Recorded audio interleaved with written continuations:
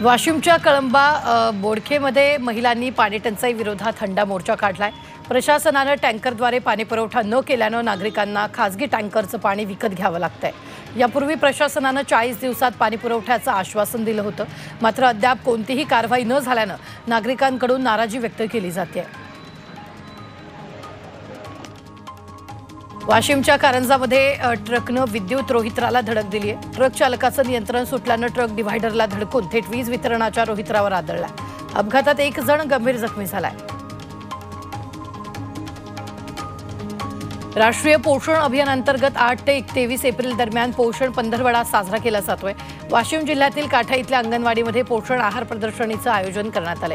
या प्रदर्शनीतून गर्भवती स्तनदा मातांना संतुलित आहार, कडधान्य, तृणधान्याच्या पोषण मूल्याबाबत माहिती देण्यात आलेली आहे।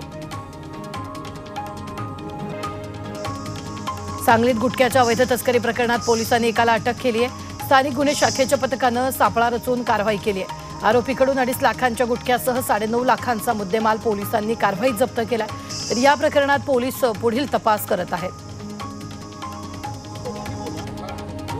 सांगलीच्या पलूस तालुक्यातील वसगडे येथील रेल्वे बाधित शेतकऱ्यांनी रेल्वे प्रशासनाविरोधात सुरू केलेलं आंदोलन स्थगित केले। काँग्रेस आमदार विश्वजित कदम यांनी आंदोलनस्थळी बाधित शेतकऱ्यांची भेट घेतली आहे। यावेळी त्यांनी शेतकऱ्यांच्या मागण्यांबाबत जिल्हाधिकाऱ्यांना सूचना केल्या आहेत।